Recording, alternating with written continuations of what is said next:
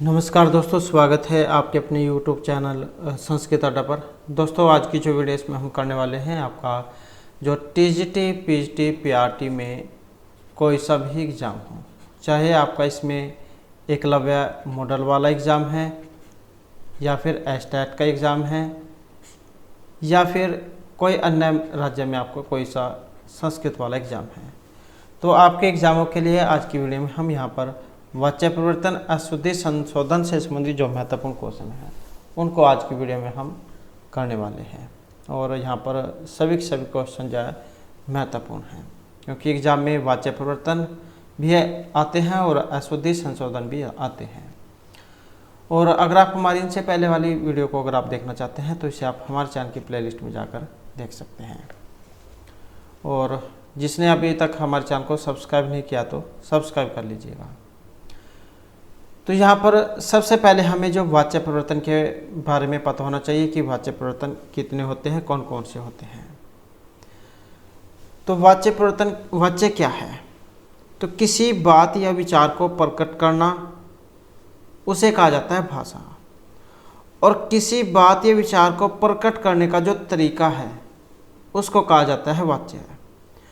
और संस्कृत में धातुओं के सकर्मक और अकर्मक भेद के अनुसार वाच्य होते हैं तीन प्रकार के: कर्तरी, कर्म और भाववाच्य। अब जो कर्तृवाच्य है ये क्या होता है? जहाँ क्रिया कर्ता से संबंधित होती है तो वहाँ कर्तृवाच्य होता है। नाम से भी आप याद रख सकते हैं, कर्तृवाच्य मतलब कर्ता प्रधान होगा इसमें। तो जहाँ क्रिया कर्ता से संबंधित होती है तो वहाँ कर्तृवाच्य होता है। और कर्तृवाच्य के कर्ता कारक में प्रथमा विभक्ति होती है। तो किस में होगी? कर्ता कारक में। कर्ता में कौन सी विभक्ति होगी? प्रथमा विभक्ति होगी। और जो कर्म है, यहां पर लिख लेते हैं कर्म। तो जो कर्म है, कर्म में होती है द्वितीय विभक्ति। और क्रिया जो होगी, जो भी आगे काम होता है, चलना, उठना, खाना पीना, जैसे ये वाक्य है यहाँ पर, तिष्ठ है बैठना, तो खाना पीना, चलना, सोना, ये जितने भी क्रिया मतलब जो काम है, वो जो क्रिया होगी वो कर्ता के अनुसार होगी। जैसे सह पाठम पढ़ती या मोहन उद्यानम गच्छति, मोहन बगीचे में जाता है, तो गच्छति मतलब जाने की क्रिया हो रही है, पढ़ती पढ़ने की क्रिया हो रही है। तो ये तो है कर्तरी जो वाच्य होता है। कर्ता में प्रथमा विभक्ति और कर्म में द्वितीय विभक्ति होती है। उसके बाद आ जाता है द्वितीय, जिसमें कर्म वाच्य है। कर्म वाच्य में क्रिया कर्म के अनुसार होती है। और कर्म वाच्य में कर्म में प्रथमा विभक्ति, तो इसमें जो कर्म होगा, कर्म में होगी प्रथमा विभक्ति। और जो कर्ता है इसमें होगी तृतीय विभक्ति। और कर्मवाच्य केवल सकर्मक धातुओं में ही होता है। और जब जैसे क्रिया जो होगी वो आत्मनेपद में बदल जाएगी। जैसे यहाँ पर जो कर्तृवाच्य वाला जो उदाहरण था, इसमें हमने पढ़ा था सह पाठम पठती, तो इसमें आई थी पठती वाली क्रिया। अब जो ये कर्म है, कर्म में इसके क्या होगी? पठ्यते इसका हो जाएगा, आत्मनेपद में चला जाएगा। रामायण पाठ है पठ्यते या तेन लेखा है लिखे थे। तो यहाँ पर देखा हमने कर्तृवाच्य जो होता है इसमें कर्ता में प्रथमा, कर्म में द्वितीय होती है। और यहाँ पर जब जो कर्मवाच्य है इसमें कर्म में प्रथमा होगी और कर्ता में तृतीय विभक्ति होती है। क्रिया सभी में इन्हीं के अनुसार होगी, कर्मवाच्य के अनुसार। और तीसरा जाता है भाववाच्य। भाववाच्य में क्रिया कर्ता और कर्म के अनुसार न होकर भाव के अनुसार होती है। भाववाच्य में कर्ता में तृतीय विभक्ति। तो जो भाववाच्य है इसमें क्या होगा? जो कर्ता है,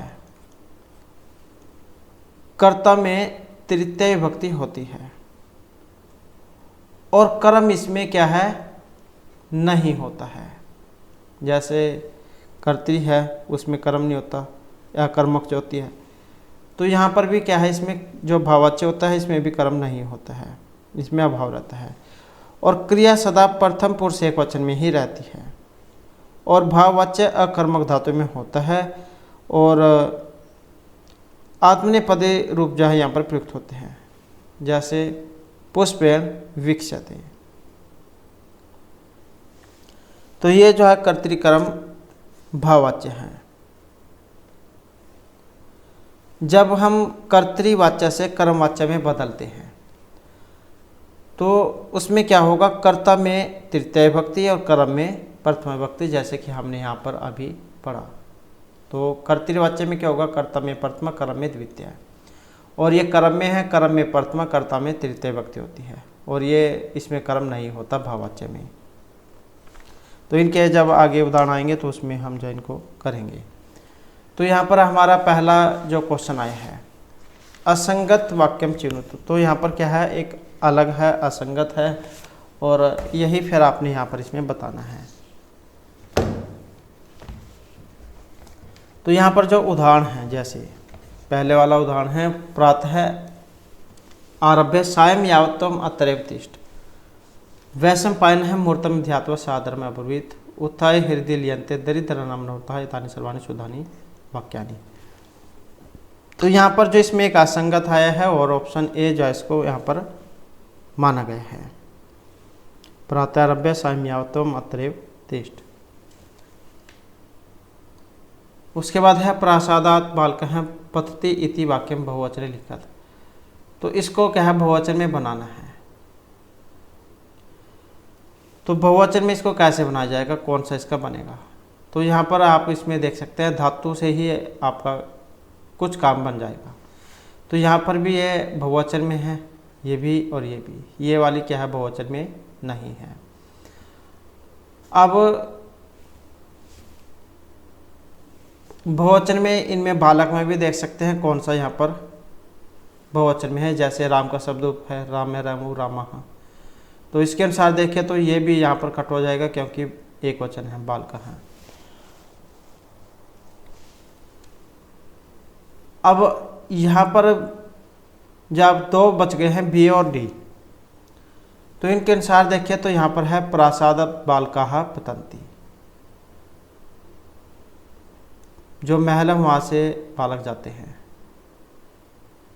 और प्रासादेन बालकाः पतन्ति, प्रसाद से बालक गिरते हैं।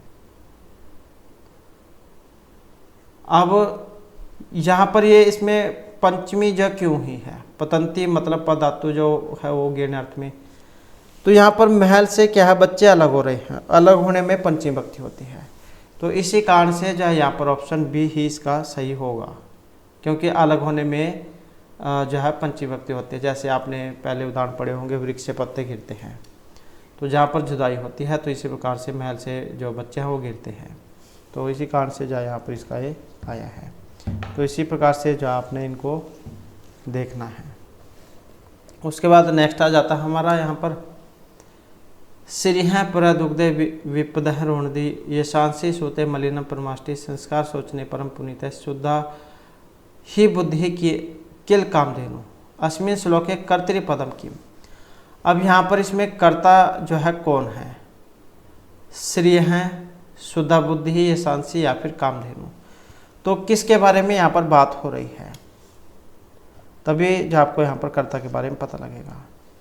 और यहाँ पर जो इसमें बात हो रही है जो ऑप्शन सी में है, तो शुद्ध बुद्धि की जाए यहाँ पर इसमें बात हो रही है। तो यही क्या है यहाँ पर इसमें कर्ता है। और यहाँ पर जो अब ये श्लोक है इसके बारे में आपको पता होना चाहिए, तभी आप यहाँ पर कर्ता को ढूंढ पाएंगे। तो इसमें कहा गया था कि लक्ष्मी प्रदान करने वाली, विपत्ति को नष्ट करने वाली, यश को फैलाने वाली, मलिनता को दूर करने वाली, संस्कार और विचारों से हमें पवित्र करने वाली, निश्चित रूप से शुद्ध बुद्धि ही कामधेनु है। तो इस श्लोक के अनुसार यहाँ पर शुद्ध बुद्धि ही लक्ष्मी प्रदान करने वाली, विपत्तियों को दूर करने वाली, यश को फैलाने वाली, मलिनता को दूर करने वाली, वह संस्कार और विचारों से हमें पवित्र करने वाली है। तो यहाँ पर जैसे हम गद्यांश करते हैं उसमें कई बार शीर्षक आ जाता है क्या है। तो सेम बस आप ऐसे ही इसका भी यहाँ पर लगा सकते हैं। तो यहाँ पर जो इसमें बात हुई है शुद्ध बुद्धि की हुई है, तो यही है यहाँ पर। उसके बाद है मैं पात्र से जल पीता हूँ इत्यस्य वाक्य से संस्कृतेन कर्मवाच्य किम रूपम। तो यहाँ पर इसका कर्मवाच्य में कौन सा रूप होगा। तो यहाँ पर इसमें देखें तो कौन सा बनेगा, तो इसका बनेगा ऑप्शन सी वाला, मया पात्रेण जलम पीयते। इसका जब हम कर्ता में बनाते हैं, कई बार कर्ता में आ जाता है बनाना, कई बार कर्म में आ जाता है। जब आपको कर्म के बारे में कर्ता से कर्म के बनाने के बारे में पता होगा तब आप कोई सा भी हल कर सकते हैं और इसमें आसानी से पता भी कर सकते हैं। तो कर्तृवाच्य में इसका बनेगा अहम पात्रेण जलम पीबामि, क्योंकि हो सकता है एग्जाम में कर्मवाच्य की जगह इसका भी पूछ ले जाए कि ये जो कर्मवाच्य में दिया गया है इसको कर्ता में बदलो। तो अहम पात्रेण जलम पीबामि, तो यही इसका बनेगा। क्योंकि जब हमने ऊपर पढ़ा था कर्मवाच्य के कर्ता में तृतीय विभक्ति और कर्म में प्रथमा विभक्ति होती है और क्रिया कर्म के अनुसार होती है। नेक्स्ट आ जाता है तव नगरम पश्यत है इत्यस्य वाक्यस्य कर्मवाच्य भविष्यति। तो यहाँ पर भी क्या है, इसका अपने कर्मवाच्य ही बताना है। ताभ्याम नगरम दृश्यन्ते ताभ्याम नगरम दृश्यते ताभ्याम नगराणि दृश्यन्ते या तव नगरम दृश्यन्ते। तो जब हम यहाँ पर कर्मवाच्य में बदलेंगे तो कौन सा बनेगा, जो ऑप्शन बी में आया है, ताभ्याम नगरम दृश्यते।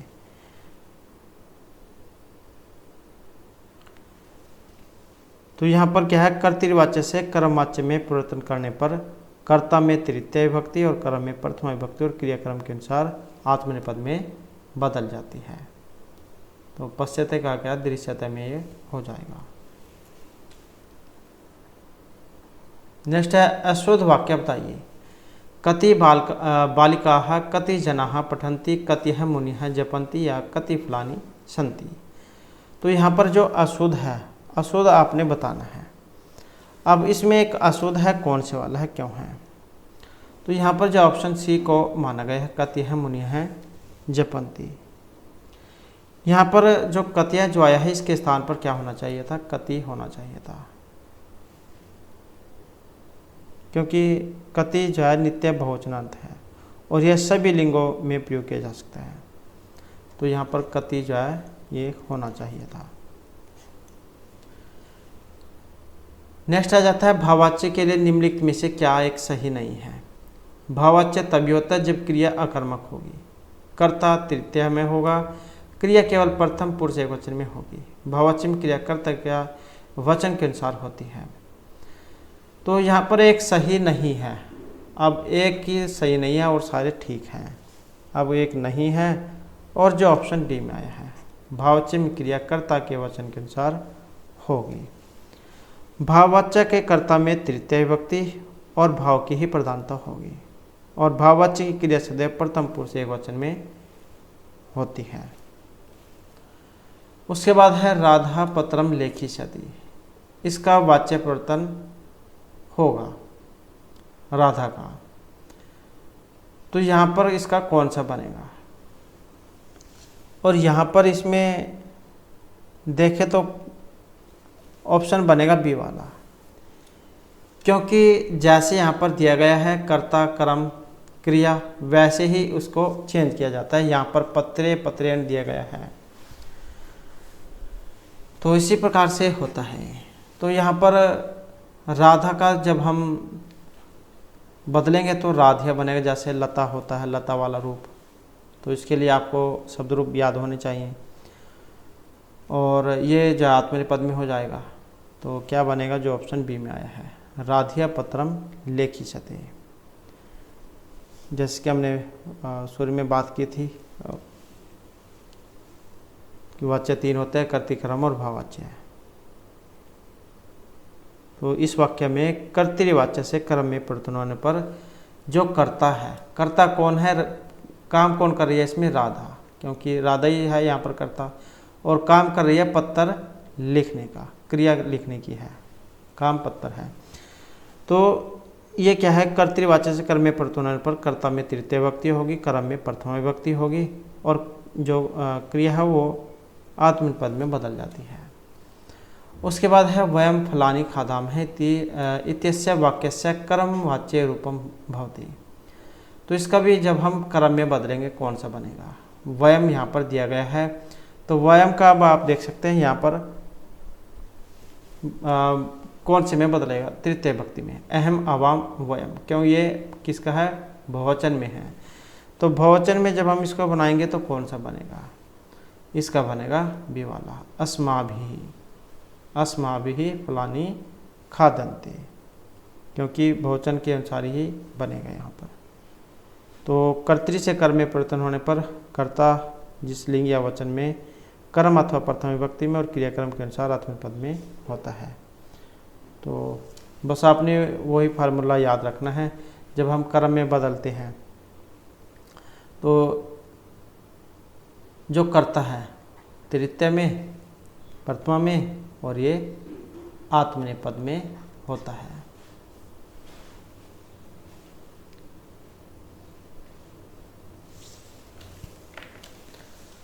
तो इस प्रकार से हो जाएगा। उसके बाद आ जाता है नेक्स्ट हमारा, नेक्स्ट है यहाँ पर कर्म वाच्य परिवर्तित, तो कर्म में बदलना है। सा बालिका अजाम नहीं थी, वह जो लड़की है बकरी को ले जाती है। तो इसका जब हम कर्म में परिवर्तन करेंगे तो इसका कौन सा बनेगा यहाँ पर, तो इसका हो जाएगा ऑप्शन बी वाला, तया बालिकया अजा नियति, क्रिया हुआ है जो वो आत्मनेपद पद में चली जाती है। तो कर्तृ से कर्मवाच्य बनाने पर कर्मवाच्य के कर्ता में तृतीया विभक्ति और कर्म में प्रथमा विभक्ति और क्रिया आत्मनेपद पद में हो जाती है और कर्म के अनुसार होगी। नेक्स्ट आ जाता है तेन पाठ है पठ्यते, ये बना है भाव कर्म करती या इनमें से किसी में भी नहीं। तो ये किस में बना है, किसका उदाहरण है, इनमें से कौन से वाक्य का उदाहरण है यहाँ पर ये, तो तेन पाठ है पठ्यते, तो ये कौन से का है, जो ऑप्शन सी में आया है। तो कर्म वाच्य जो उसका यहाँ पर ये माना गया है। नेक्स्ट है रम्या कोकिलम दृश्यते, इसका कर्तृवाच्य में कौन सा वाक्य बनेगा, तो कर्ता में बनाना है, मतलब ये जैसे कर्म में है इसको आपने कर्म में बदलना है। अब रम्या है यहाँ पर, तो जब इसका हम कर्ता में बदलेंगे तो क्या बनेगा, इसका बन जाएगा ऑप्शन सी वाला, रमा। जैसे लता है रमा है, तो तृतीय में लतिया, ऐसे ही रम्या, तो ये इसका हो जाएगा रमा कोकिलम पश्यति, क्योंकि कर्ता में प्रथमा, कर्म द्वितीय और ये प्रथम पद में है।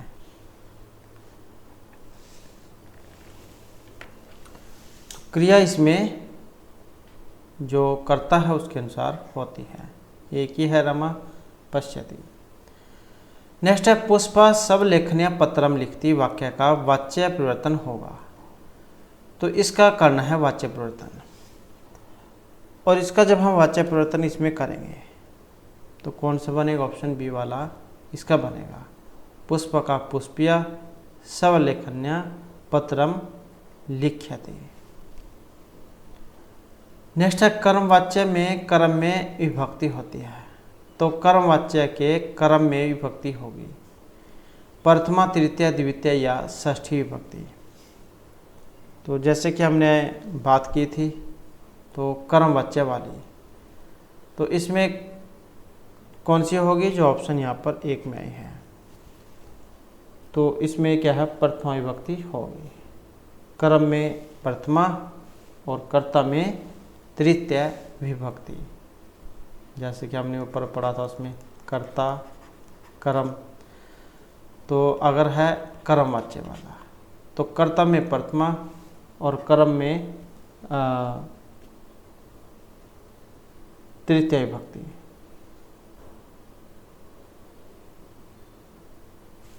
तो कर्ता में तृतीय, कर्म में प्रथमा विभक्ति ऐसे। तो यहाँ पर कर्म में क्या है, प्रथमा है, और कर्ता में तृतीय विभक्ति होती है, और कर्ता में इसका उलट हो जाता है। कर्तृवाच्य में क्या है, कर्ता कारक में प्रथमा विभक्ति और कर्म में द्वितीय विभक्ति हो जाती है। तो यहाँ पर कर्म वाच्य के कर्म में बताना था, तो इसमें क्या है, प्रथमा विभक्ति, कर्ता में तृतीय है। नेक्स्ट है, इनमें से शुद्ध क्या है, तो शुद्ध बताना है। यहाँ पर इसमें शुद्ध देखे तो कौन सा बनेगा, ऑप्शन 1 वाला, रामेण भार्या त्यज्यते। इसमें राम क्या है, कर्ता है जिसमें तृतीय विभक्ति हुई है, भार्या कर्म है, इसमें प्रथम और कर्म के अनुसार ही क्रिया का प्रयोग किया गया है। उसके बाद है बालक है स्नानम करोति का वाच्य परिवर्तन करना है। बालक है स्नानम क्रियते, बालकेन स्नानम क्रियते या बालक है स्नाति। तो इसका वाच्य परिवर्तन करना है। तो जैसे यहाँ पर ये कर्ता है, कर्ता वाच्य को कर्म वाच्य में बदलना है। तो इसका जो कौन सा बनेगा, ऑप्शन बी वाला। जैसे राम के तृतीय में क्या बनता है, रामेण बनता है, बालक का बालकेन बनता है, तो तृतीय में क्या बनेगा, बालकेन बनेगा। और कर्म में कौन सी विभक्ति होती है, जैसे कि हमने अभी बात की थी कर्म वाच्य वाली, तो कर्म में कौन सी होगी, प्रथमा विभक्ति होगी। तो कौन सा बनेगा, ये बनेगा बालकः स्नानम क्रियते। उसके बाद है कौमुदी विरच्यते इत्यत्र कस्मिन् अर्थे लकार है, भाव कर्तृ कर्म या करणे।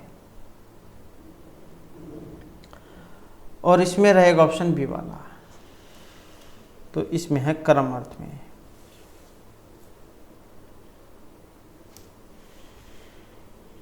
इसमें एक श्लोक आता है, मुनित्रयं नमस्कृत्य तदुक्ति परिभाव्य च व्याकरण सिद्धांत कौमुदी विरच्यते, कि मुझे भट्टोजी दीक्षित के द्वारा 3 मुनि महर्षि पाणिनि, कात्यायन और पतंजलि को नमस्कार करके उनके सदुक्तियों का विचार चिंतन करके इस व्याकरण सिद्धांत कौमुदी नामक ग्रंथ की रचना की जा रही है। तो किसका उदाहरण है, एक कर्म वाच्य का ये उदाहरण है। उसके बाद जो हमारा नेक्स्ट है, कौन सा कथन है यहाँ पर गलत। तो गलत कौन सा है यहाँ पर, संस्कृत में वचनों की संख्या 3 है, पुरुष 3 है, लिंगों की संख्या 3 है, कारकों की संख्या 3 है। तो यही जो है यहाँ पर इसमें गलत हो गया है, क्योंकि संस्कृत जो है इसमें 6 कारक होते हैं और संबंध जा कारकों की श्रेणी में नहीं रखा गया है, तो यही जो है इसका हो जाएगा। उसके बाद आ जाता है कौन सा शब्द संस्कृत में अशुद्ध है। इनमें से एक संस्कृत के लिए अशुद्ध है। अब यहाँ पर जिसमें देखें तो कौन सा है, जो ऑप्शन 1 में बताया गया है।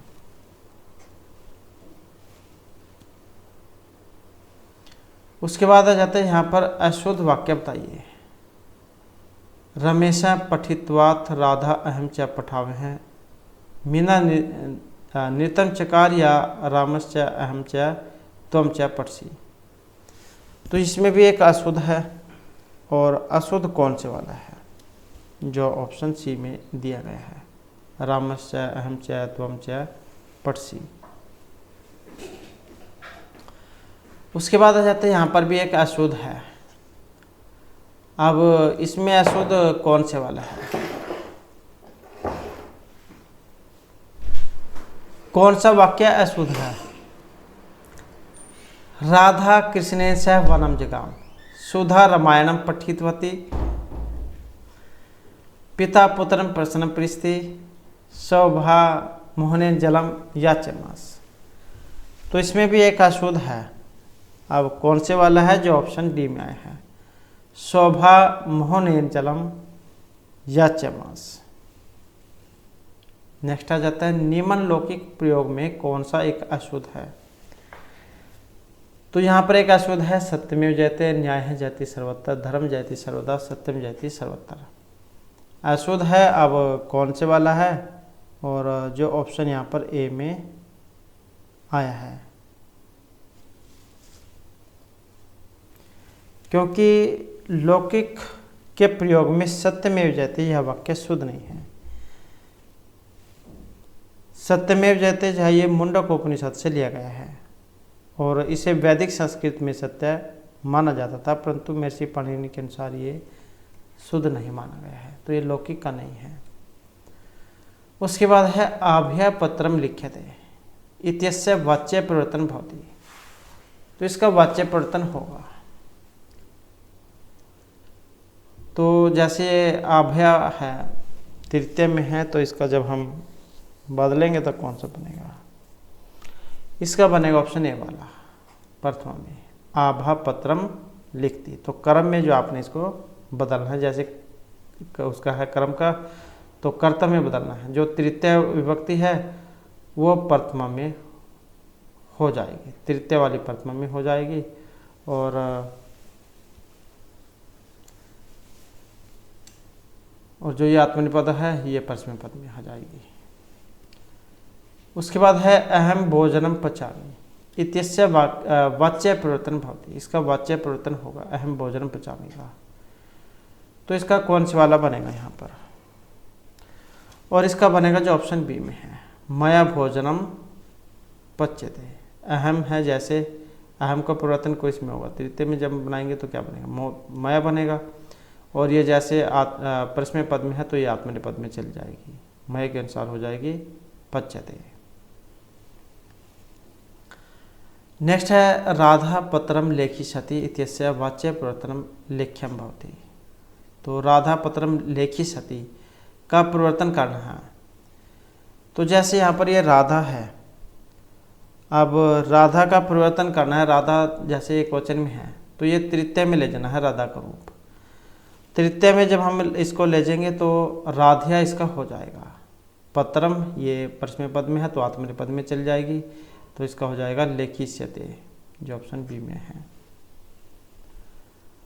नेक्स्ट है बालकेन ग्रंथः दृश्यते, ये प्रयोग है, तो बालकेन ग्रंथः दृश्यते, जैसे बालकेन में आप देख सकते हैं तृतीय में है, तो ये बताना है कौन सी में है। अभी ये कर्तरी का है, कर्म का है, भाव का है, या इनमें से किसी का भी नहीं है। तो ये किस में बना है, तो तृतीय विभक्ति आई है कर्ता में। अब कर्ता में जो तृतीय विभक्ति है तो ये किस में बनती है, जो कर्मवाच्य होता है इसी में आती है तृतीय, क्योंकि कर्म में क्या है, कर्म में प्रथमा होती है, तो किस में है, ये ऑप्शन बी में है। नेक्स्ट है छात्रेण उपविश्यते, इसका प्रयोग बताना है, जैसे ये किस में बना है, कर्तरी कर्म भाव या इनमें से किसी में भी नहीं। अब यहाँ से भी इसे आप एकदम से पहचान जाओगे। अब इसमें देखिए तो क्या कोई भी कर्म इसमें नहीं है, छात्र बैठता है, अब कोई कर्म इसमें नहीं है, और जिसमें कर्म नहीं हो तो वही भाववाच्य होता है, क्योंकि भाववाच्य में क्या है, कर्म नहीं होता है। तो ये इसका उदाहरण है, तो एकदम से जो आप देखते ही इसको पहचान जाओगे। उसके बाद है शोभा वेद पाठम करोति इत्यस्य वाच्य परिवर्तन एव भवति। शोभा जब वेद पाठ करते हैं इसका वाच्य परिवर्तन होगा, तो ये शोभा है, इसको तृतीय में आपने ले जाना है। तो इसका जब हम तृतीय में ले जाएंगे तो कौन सा बनेगा, शोभा का शोभया हो जाएगा, और ये प्रथमा में हो जाएगा, द्वितीय वाला प्रथमा में हो जाएगा, क्रियात्मक पद में हो जाएगी, तो कौन सा बनेगा, ऑप्शन बी वाला। नेक्स्ट आ जाता है अहम त्वम गृहम विचेष्यामि का कर्मवाच्य में रूपांतरण होगा, तो इसको आपने कर्म में बदलना है। अहम है, जैसे इसको तृतीय में क्या बनेगा, अहम का, तो अहम का तृतीय में क्या बनेगा, मया बनेगा, अहम आवाम वयम माम आवाम अस्मन् मया आवाभ्यम अस्माभि, तो मया होता है। तो तृतीय में कौन सा होगा, मया होगा। तब और गृहम, अब ये विशेष्यामी है, ये आप आत्मनेपद में चल जाएगा। तो कौन सा होगा, ऑप्शन डी वाला, मय तब गृहम विशेष्यते। नेक्स्ट है भवन्तः कुत्र भविष्यन्ति, इसका भाव में बदलना है। अब जैसे कि हमने पढ़ा था भाव में क्या है, कर्म नहीं होता इसमें, तो इसका बदलना है। जब इसको बदलेंगे तो कौन सा बनेगा, इसका बनेगा ऑप्शन सी वाला, भवद्भिः कुत्र भविष्यते। नेक्स्ट आ जाता है त्वं चंद्रम पश्य, इसका बदलना है कर्म में। तो इसको जब हम कर्म में बदलेंगे तो कौन सा बनेगा इसका, अब जैसे त्वम है, त्वम का भी आपने वैसे ही तृतीय विभक्ति में बदलना है। तो त्वम को तृतीय में बदलेंगे, क्या बनेगा, तव्य हो जाएगा। अब चंद्रम है, एक वचन में ले जाना है, चंद्र हो जाएगा। और पश्य का ये फिर आपने आत्मनेपद में ले जाना है, तो आत्मनेपद में क्या होगा, दृश्यताम हो जाएगा, जो ऑप्शन किस में है, डी में है। नेक्स्ट आ जाता है कर्तृवाच्य में कर्म कौन सी विभक्ति में होता है। तो कर्तृवाच्य में कर्म में विभक्ति होती है प्रथमा, द्वितीय, तृतीय या चतुर्थी विभक्ति। तो कर्तृवाच्य के कर्म में कौन सी होगी, ऑप्शन बी वाली। तो कर्तृवाच्य के कर्म में द्वितीय होती है। और कर्ता में कौन सी होगी, कर्तृवाच्य के कर्ता में प्रथमा विभक्ति, कर्म में द्वितीय विभक्ति, और क्रिया कर्ता के अनुसार।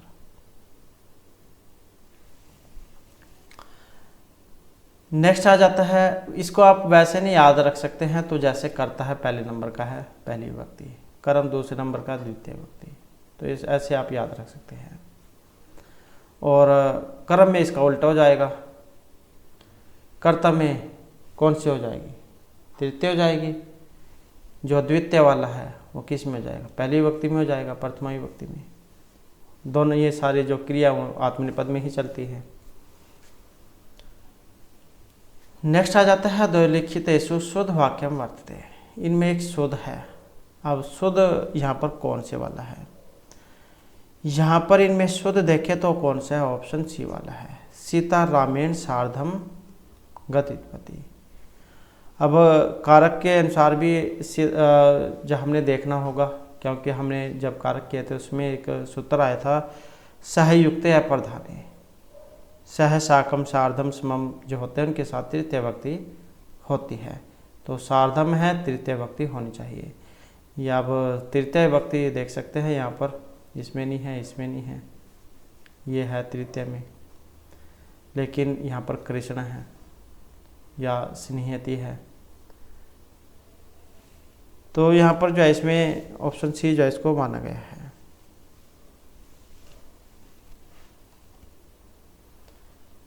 नेक्स्ट है तेन पाठ है पठ्यते,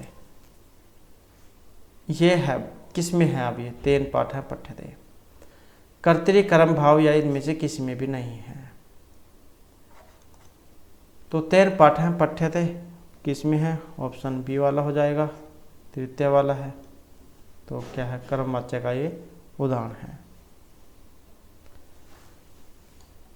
नेक्स्ट आ जाता है राम है गस्ती ग्राम, ये प्रयोग बना है कर्तरी कर्म भाव या इनमें से किसी में भी नहीं, राम है गस्ती ग्राम। अब यहाँ पर देखें तो किस में है, ऑप्शन ए में है। तो राम है गस्ती ग्रामम ये कर्तृवाच्य का उदाहरण है, क्योंकि कर्तृवाच्य जो होता है इसके कर्ता में प्रथमा, कर्म में द्वितीय विभक्ति और क्रियाकर्ता के अनुसार होती है। राम है यहाँ पर शब्द रूप है। उसके बाद ये इसमें सूत्र लगता है हसीचा, उसके द्वारा बनता है राम। नेक्स्ट है कर्मवाच्य क्रिया का कर्ता किस विभक्ति में आता है। तो कर्मवाच्य क्रिया का कर्ता, कर्मवाच्य क्रिया जो है उसका कर्ता में विभक्ति होगी। प्रथमा, चतुर्थी, सप्तमी, तृतीया कौन सी वाली विभक्ति होगी? अब उसमें जो विभक्ति होती है जो ऑप्शन बी में आई है, तो कर्मवाच्य क्रिया के जो कर्ता है उसमें तृतीय विभक्ति होती है। तो कर्ता में तृतीय विभक्ति, अब कर्म में कौन सी होगी? प्रथमा विभक्ति। उसके बाद जो हमारा नेक्स्ट क्वेश्चन है, नारीभिः आभूषणानि धार्यन्ते, इसमें वाच्य परिवर्तन करना है। नारीभिः आभूषणानि धार्यन्ते, तो जब इसका वाच्य परिवर्तन करेंगे तो कौन सा बनेगा इसका? तो इसका बनेगा ऑप्शन डी वाला, नार्यः आभूषणानि धार्यन्ते, क्योंकि कर्मवाच्य की प्रधानता होने पर सकर्मक धातु से कर्मवाच्य होता है और कर्मवाच्य के अनुसार ही कर्ता में तृतीय विभक्ति होती है। नेक्स्ट है तेन सुप्यते, ये किस वाच्य का है? अब यहाँ पर भी आप देखते जो एकदम से बता दोगे कि इसमें कौन सा वाक्य है। तो यहाँ पर कौन सा है इसमें? तो इसमें हो जाएगा भाववाच्य, ऑप्शन डी वाला, क्योंकि उसमें क्या है? कर्म नहीं होता है। नेक्स्ट है रामः गस्ति, ये कर्मवाच्य होगा यहाँ पर। अब कौन सा है यहाँ पर कर्मवाच्य का? तो इसका होगा ऑप्शन सी वाला, रामेण गम्यते। राम है तृतीय में और गस्ति आत्मनेपद में हो जाएगा।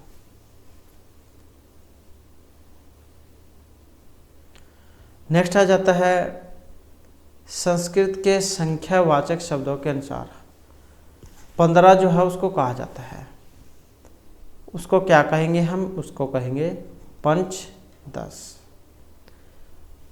नेक्स्ट आ जाता है 80 जो होता है उसको हम कैसे लिखते हैं? और 80 जो है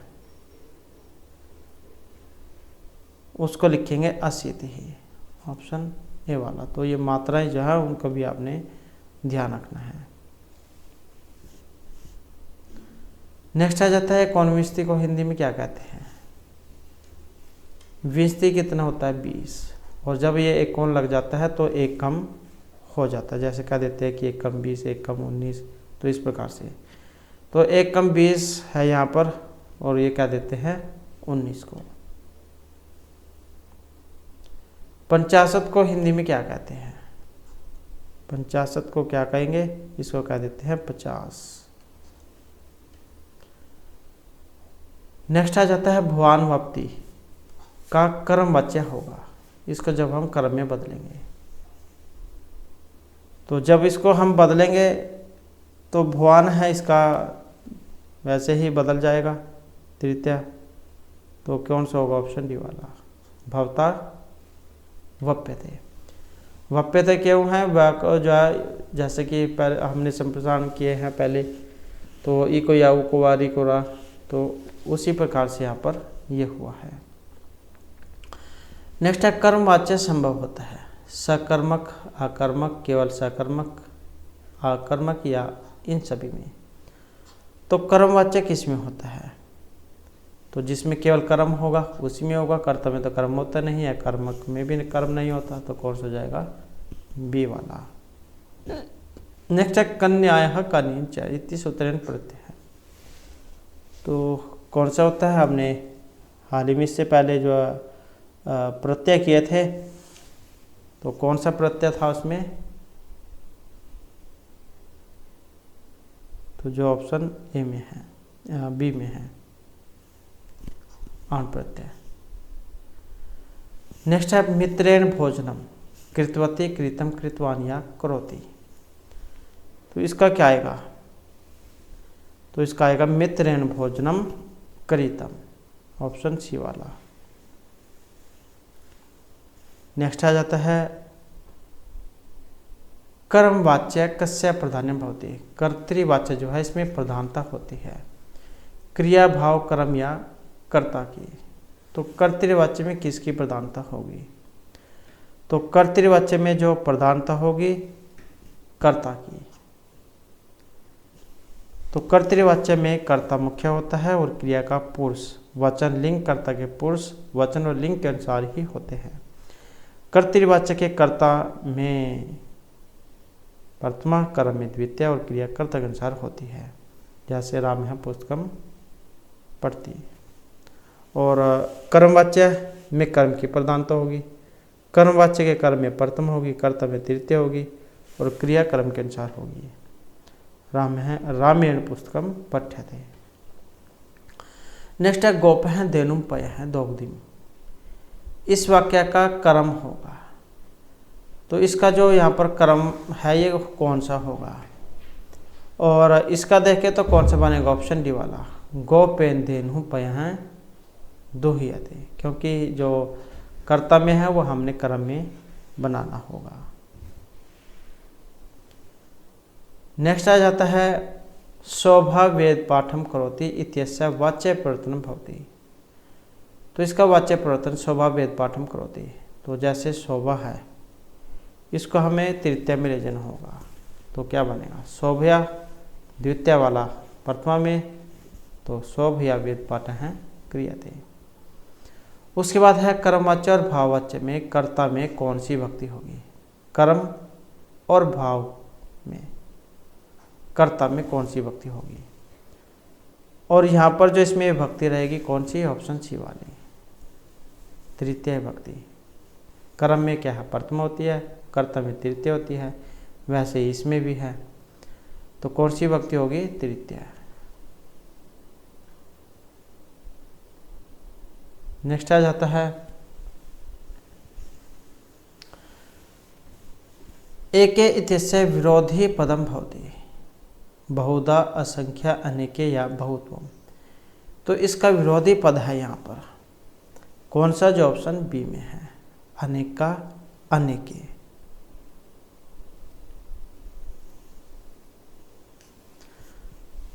तो इस प्रकार से जो हमारी आज की क्लास हो रही है महत्वपूर्ण क्वेश्चन थे, और नेक्स्ट वीडियो इसमें हम नया जो भाग है उसको करेंगे, क्योंकि यहाँ पर वाच्य परिवर्तन जो है आप इतने से ही समझ जाओगे कि कर्ता में कौन सी है, कर्ता में कौन सी भक्ति, कर्म में कौन सी और भाव में कौन सी भक्ति होती है। और कुछ अगर उदाहरण आ जाते हैं फिर उनको हम बाद में कर लेंगे।